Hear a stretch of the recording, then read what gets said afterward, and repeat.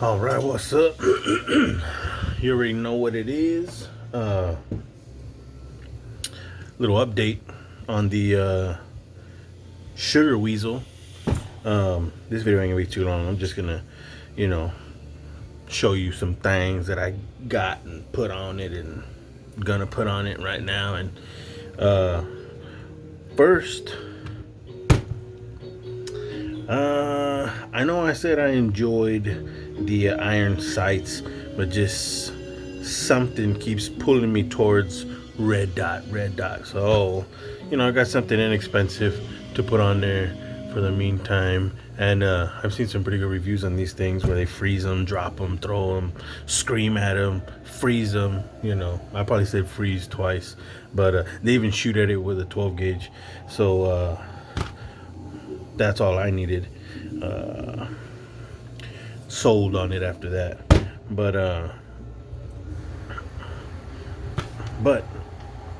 this is what we're here to talk about over here. The Q whistle tip. Yeah, I already took it out of the package, and my big spoil baby like that. I can't ever wait. So I took it out of there already, and this is what it looks like. Ooh, look at that. At first I was upset at the way that,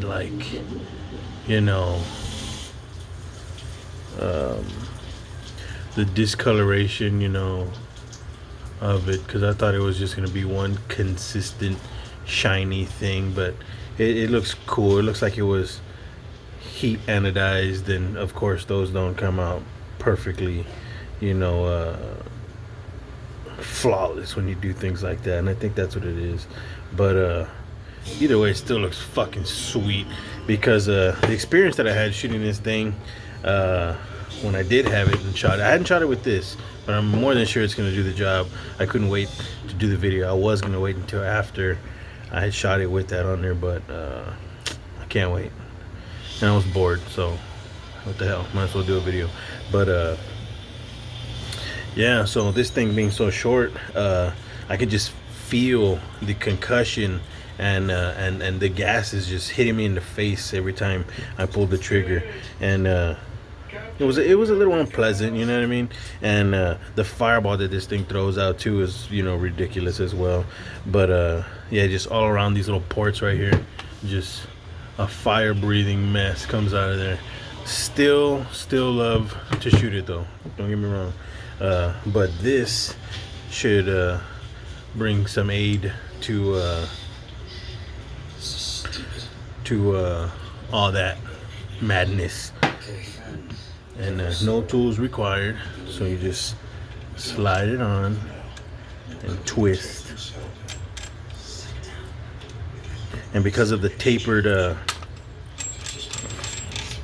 because of this tapered little edge here, I don't know if you can see that, this tapered little edge, and it's tapered in there too, trust me, I can't show you, it's too hard to see in there, but because of the tapers, it won't back out of there. So all you need to do is hand tighten it. That's it, you're good to go, and it shouldn't back out of there. But I'll let you know once I do a video on shooting it with that thing on there. But I mean, that's what they say. There's no need for any Loctite or anything like that. But what you think? Oh yeah, I think this thing is done.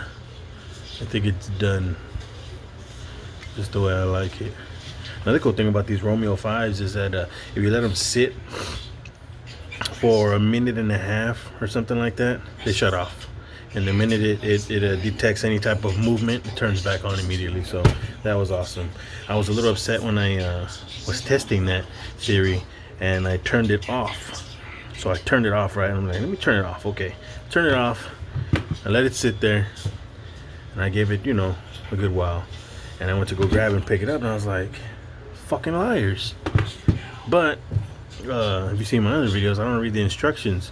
So if you turn this on and you left it on and let it sit there, it turns off. And then when you go to grab it, it turns back on. But if you turn it off, like you literally turn that red dot off, it'll stay off, and it will not turn on when you pick up the rifle. I was gonna do its own little separate video on this, but maybe next time we'll do a little bit closer dive into it.